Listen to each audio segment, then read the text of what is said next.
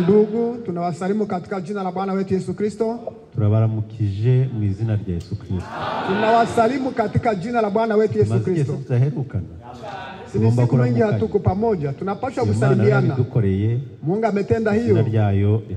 Jina lake lipewe sifa. Tumaze iminsi mu rubuga rw'intambara. Tunamaliza siku mingi kwa uwanja wa vita. Tunakutana vitu tofauti na vikwazo tofauti. Turwana intambara zitandukanye. Ariko muri izo zose Uwiteka Imana ahabwa icyubahiro ko tutaziguyemo. Kwamba tukuanguka ndani ya zile vita. Turi bazima. Tumefika hapa tuli hai. Mungu wetu asifiwe sana. Niyo guhimbazwa. Ni kuhimidiwa.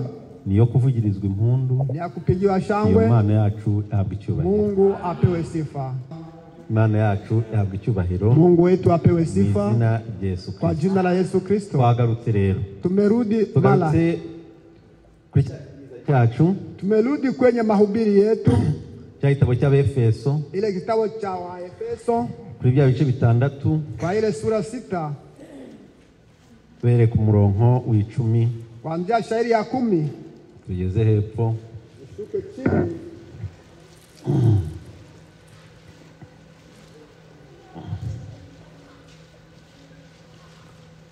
Turasoma mu izina rya Yesu Kristo. Tutasoma kwa jina la Bwana wetu Yesu Kristo. Tuhagaze. Tutakuwa tumesimama. Ibisigaye mukomerere mu mwami no mu mbaraga z'ubushobozi bwe bwinshi. Mwambara intwaro zose z'Imana kugira ngo mubashe guhagarara mudatsinzwe ku munsi mubi. Mubashe guhagarara mudatsinzwe n'uburiganya bwa Satani, kuko tudakirana n'abafite amaraso n'umubiri, ahubwo dukirana n'abatware n'abafite ubushobozi n'abategeka iyi si y'umwijima n'imyuka mibi y'ahantu ho mu ijuru. Nuko rero mutware intwaro zose z'Imana kugira ngo mubashe gukomera. Mubashe gukomera ku munsi mubi, kandi murangije byose mubashe guhagarara mudatsinzwe.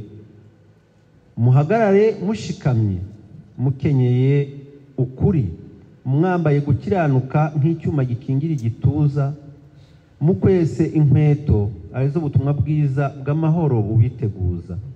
Kandi ikigeretse kuri byose mutware kwizera nk'ingabo, ariko muzashoboza kuzimisha imyambi ya wa mubi yose yaka umuriro.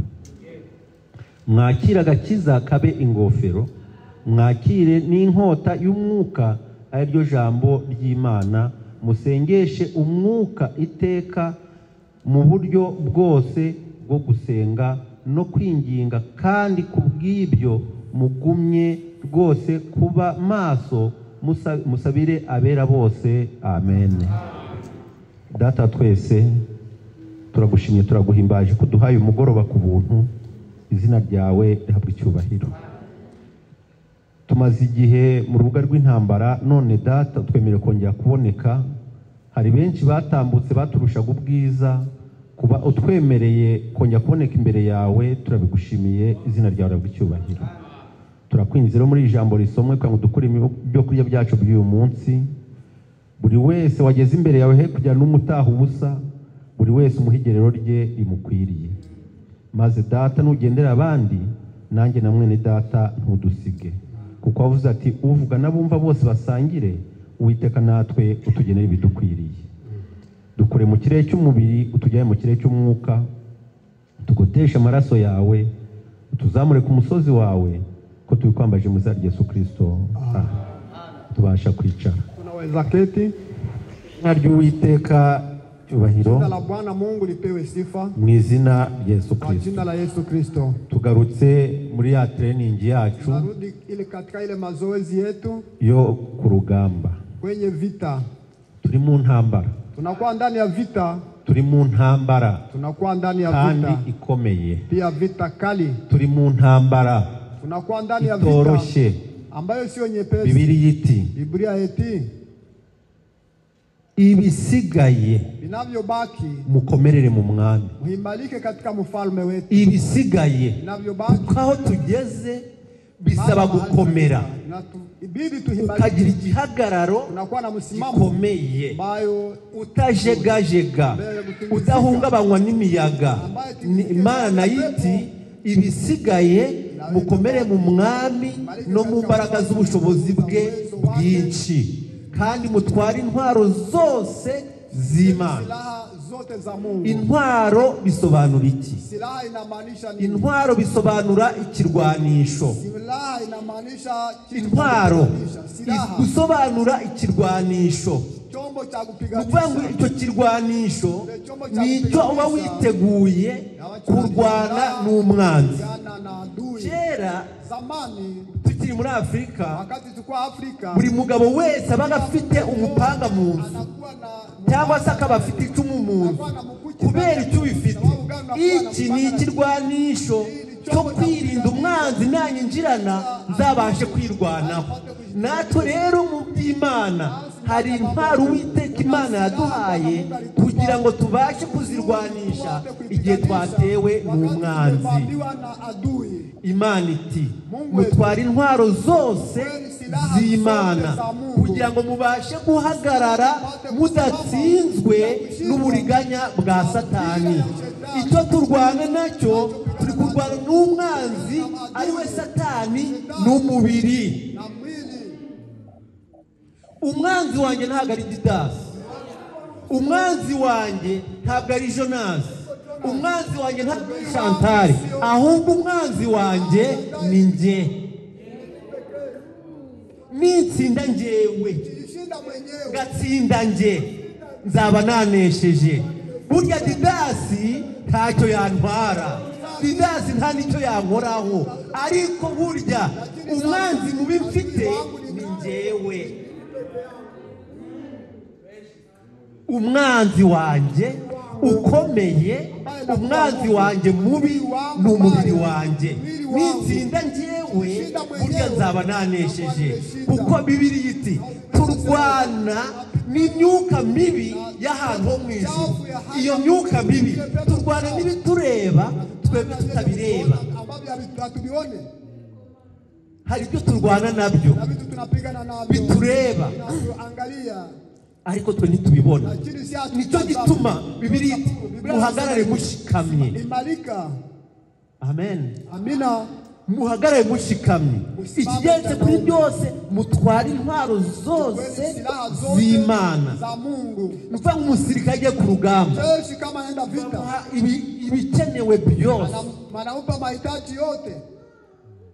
kubera icyo muhaye ibyangombwa byose, kugira ngo n'izo ntambara zose agiye kurwana nazo atazagira urwitwazo rwo kuvuga ati ngo hano narahageze nagombye kwatera grenade ndayibura kuko ntayihawe. Ariko Imana yiti mutwara intwaro zose.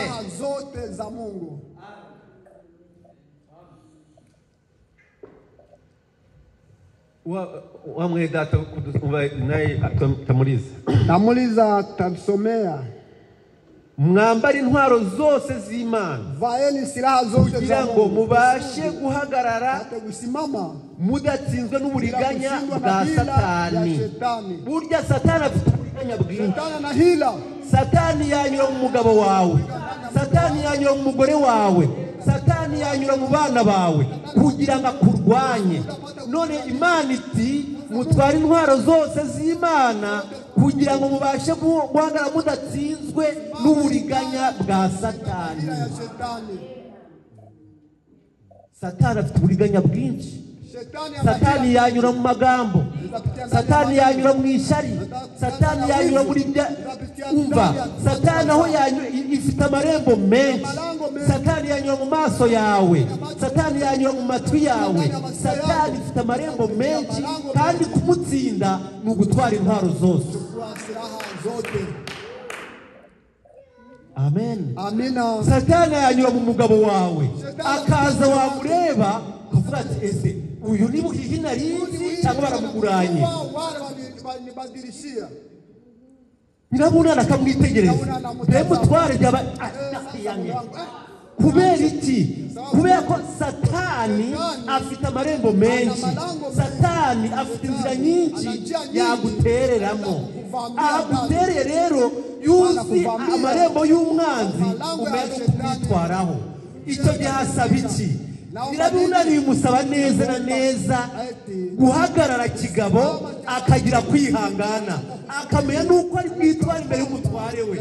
Nubwo yate akamenya ko burya uyu yeye ntabwo ari we, ahubwo ni Satani. Satani niyo yateye, ariko buhihi si mubi, ahubwo Satani we mubi hehe muri buhihi. Wihangane ko ari gutanga huru. Subiri sababu na kutwako byihangane. Nyirabunani subirini. Ariko lakini kumenya iki amarembo y'umwanzi, alambo ya adui. Kuko Satani maana shetani uzazungona ajeni kupiga miguu na mapembe yake bana mchola asema iko na mapembe. Hakuna hata kuwa na mapembe yake. Ndio kile cha shetani. Hapana kiwa na mkia. Akuje.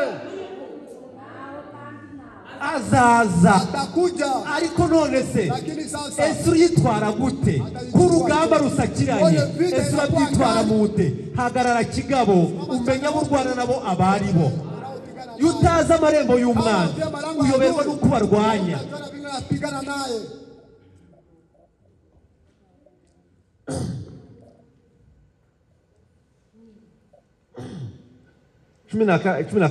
Kumi na mbili. Kuko tudakirana n'abafite amaraso n'umubiri, maana dupigana wanaovaa mwili na damu. Tukirana n'abatware n'abafite ubushobozi wenye kuwa na uwezo n'abategeka iyi si wenye kutawala hii nchi ya giza n'imyuka mibi y'ahantu ho mu ijuru. Turwana n'imyuka mibi, tunapigana na roho chafu ifite n'ubushobozi, ifite ubushobozi.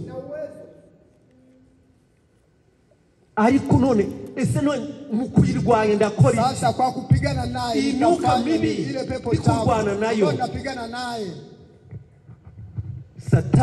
Shetani umwana wawe akigira inyamaswa, mtoto wako anajifanya nyama ya polini.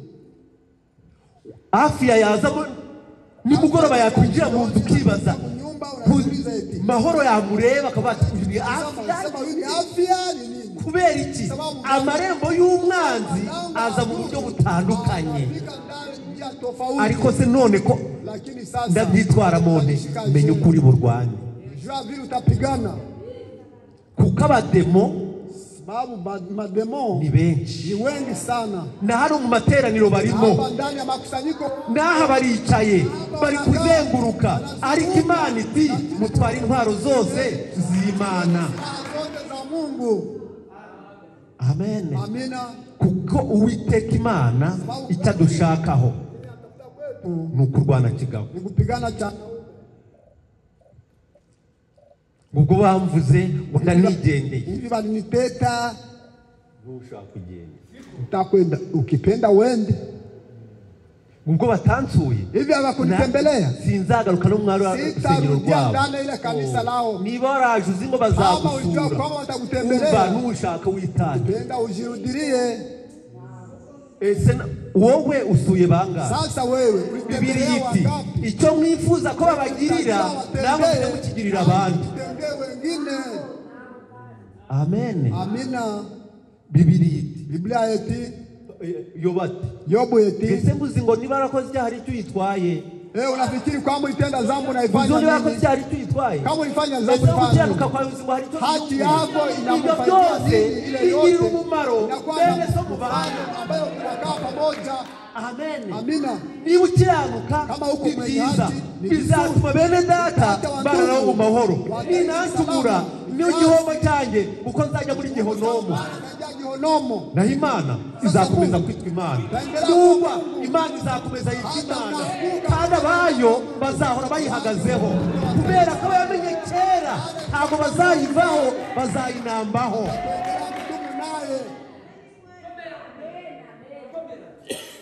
Kuko ni kimani dushaka ni kile Mungu anahitaji kwetu.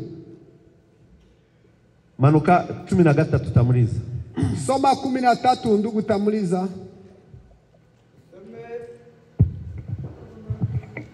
Dusome mu izina ry'Umwami wacu Yesu Kristo.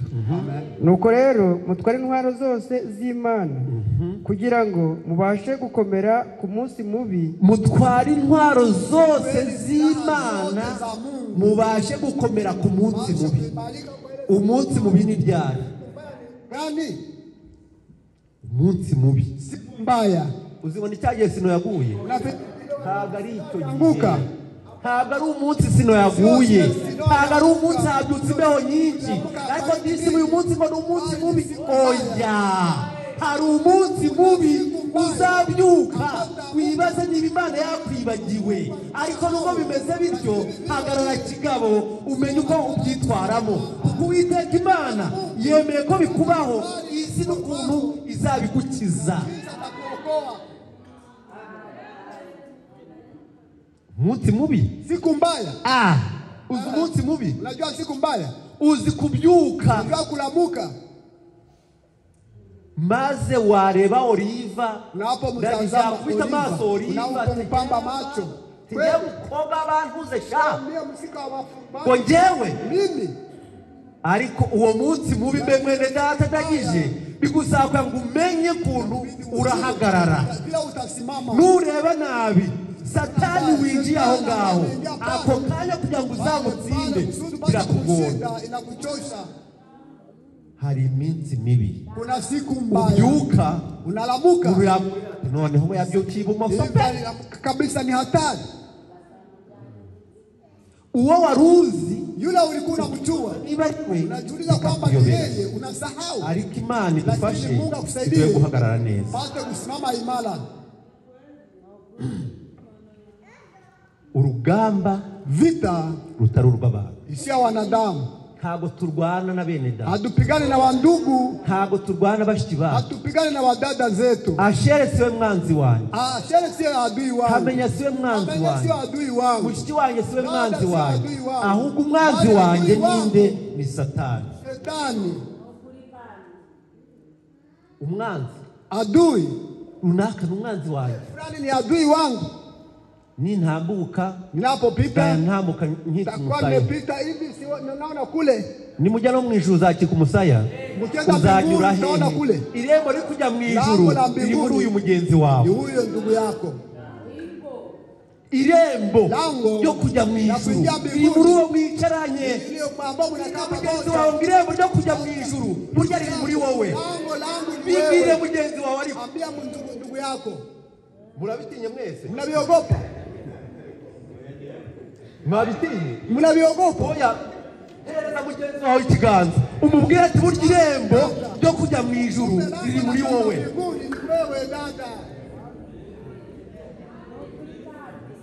Umva maraye ngo irembo ryo kujya mu ijuru.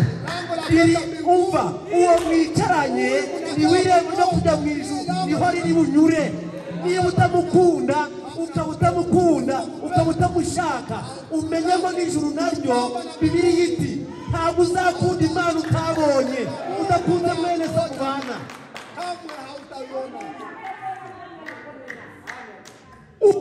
Yule niba ushaka kujya mu ijuru, banza witoze,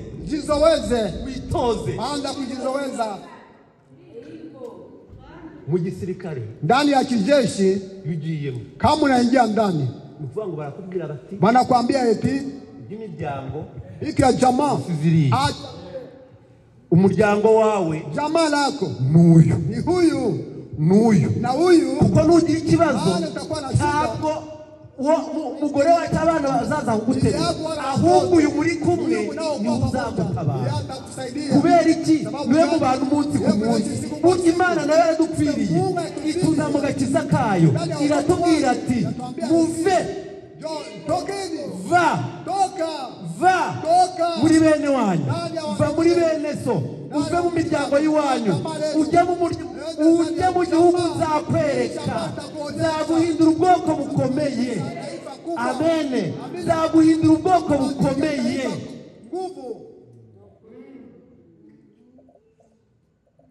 Nzaguhindura abega bakomeye, nzaguhindura abangesera bakomeye, kugira bahabane cyane. Oya, nzaguhindura ubwoko bukomeye. Ubuhe? Muri Yesu Kristo. Kubera ko amaraso ya Yesu Kristo yatugize umwe. Amen. Amina. Ayo maraso, ile damu niyo ni ayo atuziritse, ambayo inatufunga. Ubushize nabwiye ati hari abantu benshi twaturanye kuri Gihembe, kuna watu tulikaa pamoja ndani ya Gihembe, twaturanye kuri Gihembe, tuliishi pamoja. Beto hano muri Kentucky ntanazi, ambao hasiwajui, kumbazi mwaravuye Cyankware, mbone nina kutoka Cyankwale. Nukubera iki? Sababu gani? Nuko hari icyo duhuriyeho kindi, ikiduhuje gikomeye, damu ya Yesu Kristo. Ayo yonyine niyo yonyine tuba tumenyana, ibindi byose ni ubusa. Amen. Ibindi byose nta mumaro, ibindi byose nta nyungu bifite. Igifite inyungu ni kimwe, ni amaraso ya Yesu Kristo yaduhuje, akatugira umwe, akaduha kumenyana. Abatari baziranye, abana babiri bagahinduka umwe mu izina rya Yesu Kristo.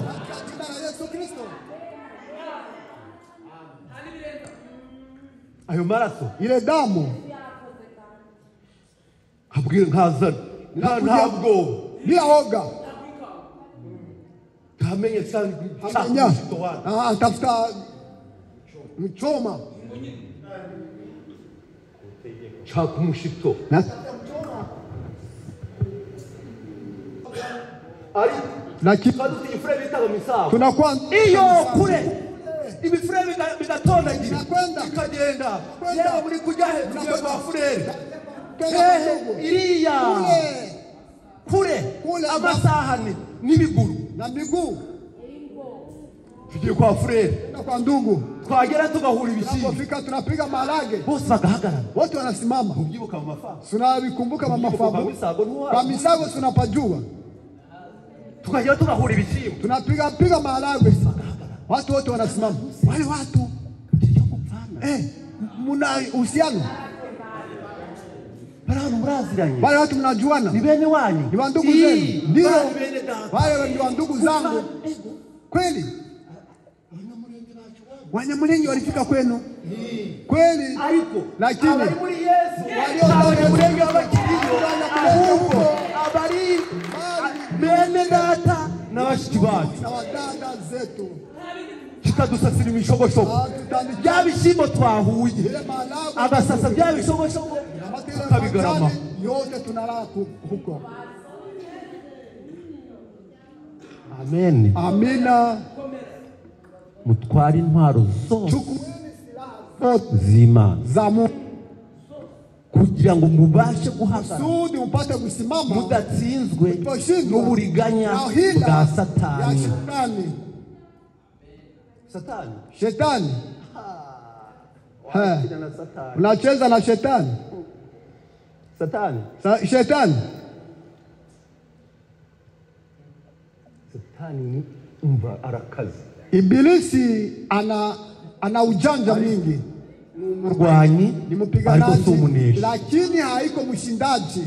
Dufite jemadari. Tunakuwa na jemadari mkubwa.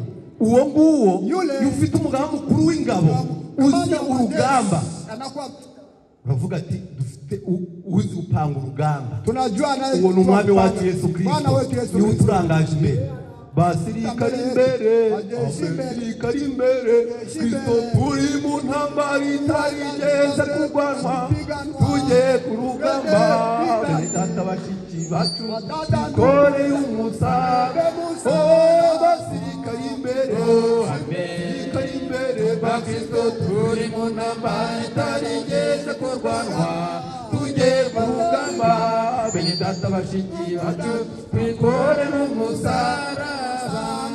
Urugamba rudasanzwe ambayo sio ya kawaida, ariko abasirikare imbere,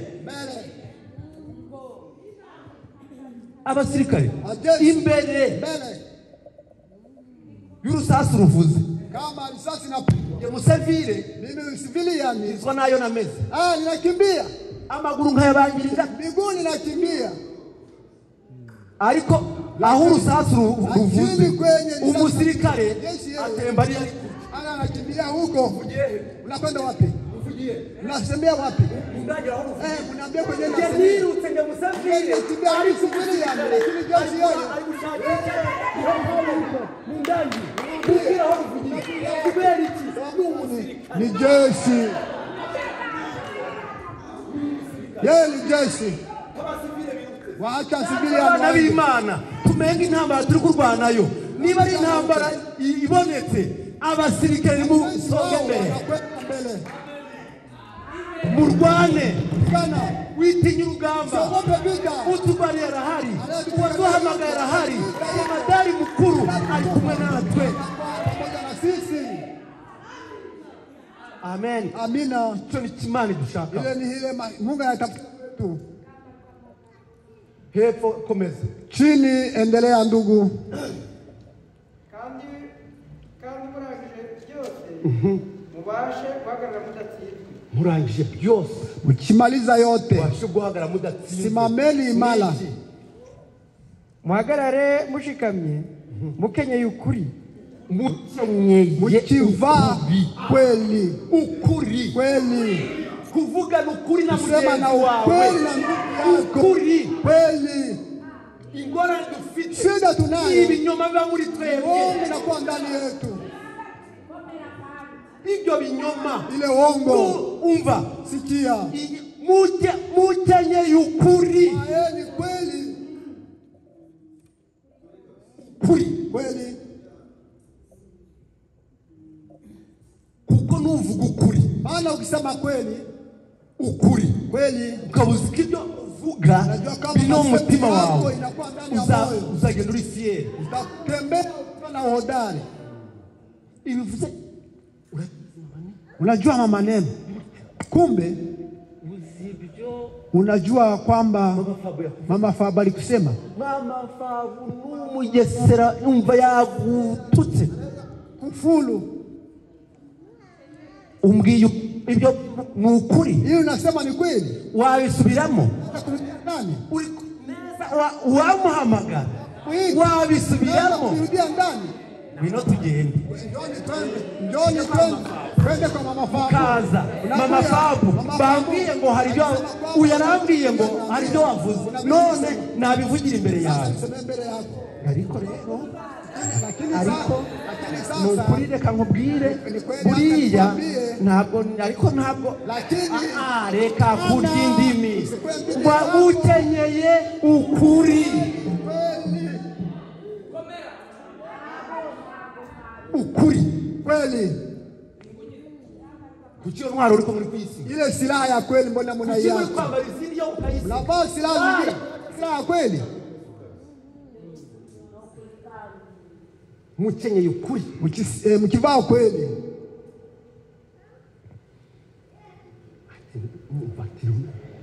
Umva. Sikia. Eugene mukubisi gipindi. Eugene ni mpiga gipindi kabisa. Mukubisi gipindi. Mpiga gipindi. Gipindi. Mukubisi gipindi. Mpiga gipindi. Ntabwo bakiti. Haingani.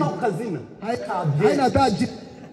Umva mukubisi gipindi. Mpiga gipindi kabisa. Ninamdanganya. Ukabucyambitse costume. Unakivika suit. Unakia karuvati. Unasiga ukagisiga bien. Maze kikamanuka. Kinashuka. Cyakwambara neza. Byagenda bite? Ikibuza kubicyaha icyaha. Zambi. Nushaka ukiti akazina keza ariko nani ikinyoma. Uongo mtupu. Komeza. Endelea ndugu. Mwambaye gukiranuka nk'icyuma gikingira igituza. Mwambaye gukiranuka. Kibao kweli. Mugakiranuka muri haki ndani yenu. Ubyuvuga ibyo ukora ugakiranuka. Inakuwa haki. Icyuma gikingira igituza. Niba ukiranuka umutima ntabwo uzagucira urubanza. Ariko niba udakiranuka igihe cyose umutima uzahora ukudodo. Moyo wako itakupiga. Wambaye gukiranuka nk'icyuma gikingira igituza. Ama chuma inayo za kifua. Nimpura na Veniste. Ndugu Veniste. Mubyo turaganira. Katika maongezi yetu turavuga. Mambo tutasema. Matendo yetu yote ni haki. Nintaha. Nikirudi. Mve nta mutima. Sitajisikia moyo wa zamini. Amen. Amina. Ibyo nibiba muri mwe. Bizatuma mutinyuka imbere y'Imana kuko nta mitima izabacira urubanza. Muzatinyuka imbere y'Imana. Mutakuwa na ujasiri mbele ya Mungu. Sababu uko haki. Nta mitima ibacira urubanza. Bila kujihukumu. Ariko ucibwa urubanza n'umutima wawe. Kujihukumu ndani ya moyo. Burya nuko haba harimo kasoro. Kuna kwa kitu ambacho hakiko sawa. Gituma haza lakini mukutakirana. Ni sababu hauko haki. Amen. Amina. Komeza fe. Endelea ndugu. Mukwesa inkweto arizo butumwa bwiza bw'amahoro ubiteguza. Mukwesa inkweto. Viatu. Inkweto. Viatu. Wambaye inkweto. Viatu. Wafunze neza. Vifunga mishipi. Nugera mu mitovu. Ndani ya miba. Urengane. Utapika. Nugera mu mifatamwe. Ndani ya michongoma. Wende. Utapita. Nugenda mu bibamba ntoni. Utambuke. Utapita tu. Ariko. Lakini. Yuramu wambaye silipa. Pita ndani ukivaa silipa. Imitovu. Michongoma. Imitovu. Nuzuha dutoye. Ni miba kidogo. Turagutobora. Lakini itatobola miguu yako. Utwo duha duto. Tule tumiba kidogo tutakutobola. Taanza kusema muba imeniua. Muba. Safari imesimama. Bandebye. Bali niliona. Runaka ari kundeba nabi. Fulana ananiona mbaya. None sasa nzasubira iwabo. No mari arusengero rwabo ntabwo nzarusubiramo. Kubera iki bandebye? Iyo ni iki? Ni imitovu. Biba. Wagiye wambaye silipa. Ulienda ukivala silipa. Silipa nta musirikare wambara silipa ku rugamba. Hakuna jeshi anavaa silipa kwa funga botine. Funga butsi. Baneguye. Wanisengenya. Sasa mimi nakwambia niyo mubonye. Ninapomwona peke yake. Uramureba umutwari iki? Utamufanya nini? Yandemerereye. Wanemerewe n'ibikurimo. Ulemewa na vitu vilivyokuwa ndani yako. Mimi kulemea wewe nini? Nafikia mimi nitakulemea. Siwezi kukulemea. Bali na kulemea wewe. Ni wewe ukaa ndani yako. Na kwa mzigo mzito. Nafikiri nitakulemea mimi. Hapana. ibikurimo yenye kwa ndani yako na kutoa uzito na kwa mzigo na imekushinda na kula inakushinda naanza ariko kumbuka garamye ari muzima kandi ukuvuga ngo yakuremeye sema alikulemea. Sasa bene data mwese ni mworohe nyote muwe wepesi mwese ni mworohe urugamba turi kurwana rusaba koroha imbere ya bene data kandi buri wese akarwana imbere ye buri wese arwana imbere ye urugamba turi kurwana uzi intambara ndwana nafikiri vita ninayopigana mzee ayirwana pigana nayo kandi yavuze nanjye wayima sinayishobora ibyo ndwana nabyo pigana ibyanjye ndwana nabyo pigana ntanganye nabyo napambana kupigana nabyo mama kuyandi chana na usiku. Mzee hataye kwa shara mzee anasema sasa wewe wao na vita wakukupatia yangu wakupa ukaja kwa muganga nenda kwa muganga baguhetse kubeba unakuwa na homa kabambi ukiwa unatetemeka na kuikalisha chini ukaona bazanye undi unaona waleta mwingine narinzi ngo ningewe ure wanajua kwamba mimi nilikuwa tabani huyu yeye uyu we narenze ibyo uyu munsi burya ndi muzima amen burya no kuvuga ngo buri muntu wese intambara arwana ajya arwana imbere ye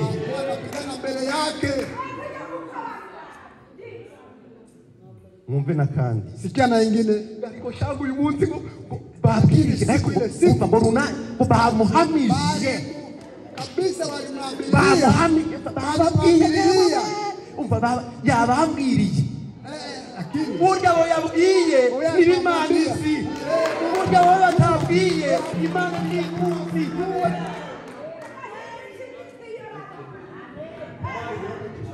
kubariki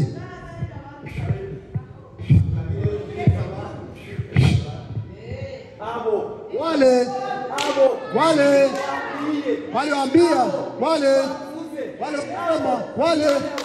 Mungu aliona wale alipiga kumbe Mungu tembea kupenda ni waliwapiga burya imana yabakunze Mungu aliwapenda abana bayo watoto wao kubita ibinyafu nawapiga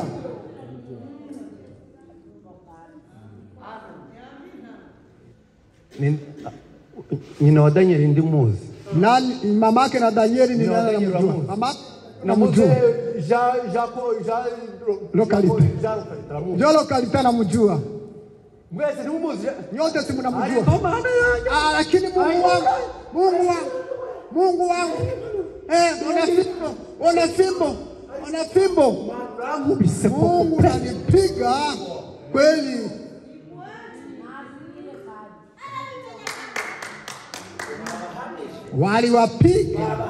waliwapiga wenye walipiga ni wanani unawajua wewe unahusika na kujua wale Mungu alipiga unashutisha kuwajua yabahamije ni ibazi unawajua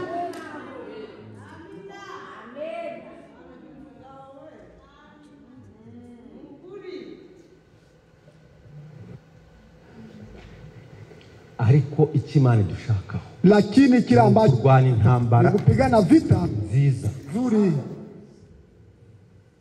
wambaye intwaro zose wana silaha zote nyina wa Danieli mamake na Danieli alikuwa anatoa kabizo barugendo kuvika bizo kugera mushabagwe ndio kwenda Mushabagwe ilikuwa safari ya saa ngapi na miguu saa mbili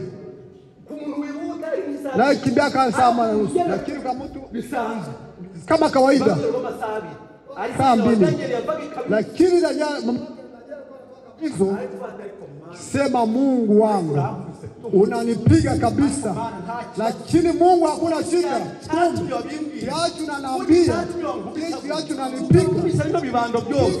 Burya mana nuko ari twanje. Unanijua. Ariko ibi byaro. Lakini halafu iyo babivuze. Malavyo ndetse ndanigende. Nitakwenda. Ndanigende. Kwenda kabisa. Siku zote wanahubiri, Biblia ndio wanahubiri. Biblia wanahubiri. Wacha tunakuhubiri wokovu wewe. Unaweza kuponya nani? Nikikusema anasema kumbuka. Ninaweza kumponya nani? Wakikusema sasa dhambi yake ni gani? Tukuga Yesu Kristo. Tunasema Yesu Kristo. Sababu ni yeye Amina. Nicho imani dushaka. Ile Mungu anahitaji kwetu kubeba silaha zote za Mungu. Navaa viatu, navaa vizuri. Abakuvuze Unasema probleme. Hata Yesu naye walimtenda. Bakureba wanakomeza urugendo. Unaendelea na safari na Yesu zamu. Sio wa kwanza. Anakusengenya. Mfalme wangu alikusengenya. Sema eti. Wewe walimsengenya. Nukokomeza urugendo. Unaendelea na safari. Vikwazo ni vingi vyote ndani ya safari. Vikwazo ni vingi. Mawe ni mengi. Milima nayo ni mingi. Lakini aliyetuita hapo mbele yetu. Intambara. Vita. Twari bigwanisho byose. Chukueni silaha zote. Turi mu ntambara. Tunakuwa ndani ya vita. Ha musirikali dusinzira. Hakuna jeshi la kusinzia. Umva. Ni yasinziriye. Na anaposinzia asinzira intwara y'ikigati. Silaha yake niko kubeba. Haya akaba rego. Kitu kinapiga hako na simama. Kuna kuwa nini? Kubera iki? Sababu gani? Jeshi. Musirikali. Jeshi. Ako mwatwaye izo ntwaro di. Lakini si chukweni zile silaha ndugu. Chukweni zile silaha. Umwanzi. Huyu mnayopambana naye ni shetani ndani ya mwili na mwili. Komeza. Endelea. Nihangangiye kurangiza. Subiri gatoya nasiga tuzakomerezaho nini. Hata binabaki tutaendelesha. Ariko lakini urugamba vita ni je? Kurwana ni kupigana ni nini? Urwana nani? Napigana na nani? Urwana na kumbuka. Na kupigana na kumbuka. Urwana Didas. Napigana Didas. Urwana we nini? Napigana ni nani? Adui wako ninje. Ni mimi. Komeza. Endelea. Kandi kigeretse kuri ibyo mutware kwizera nk'ingabo, ariko muzashoboza guzimisha imyambi ya wa mubi yose. Mutware kwizera. Chukweni kwa imani ingabo. Kama ngao. Ingabo. Ngao. Niyo bakinga. Ndio na kinga. Bakaikinga. Kwa kizuizi ndani. Ibi byaturuka hano. Hivi napiga hapa unafanya hivi. Amagambo yaza ugakinga. Kuja unafanya hivi. Ibyo byose. Ile yote fanya hivi. Mutware kwizera. Chukweni kuamini. Cyo nizera cyo. Tunachoamini ni kwamba aliyeniita hata anaita ni mdhaifu, hata sitaenda. Kinachoamini ni kwamba aliyeniita alianza safari ni Yesu Kristo. Yesu Kristo. Nta muntu wampamagaye. Hakuna mtu aliniita. Umwami wanjye ni wampamagaye. Mfalme wangu ndiye aliniita. Na urugendo rwo abambona nk'umunyantege nke. Icyo nzi neza nachojua nuko ni kwamba iyo narindi kwenye nilikuwa kandi iyo ndi kujya sindajyayo, ariko muri urugendo hose intambara zirimo, vita ziko. Umva, sikia, Mukristo aragenda akakwenda aragenda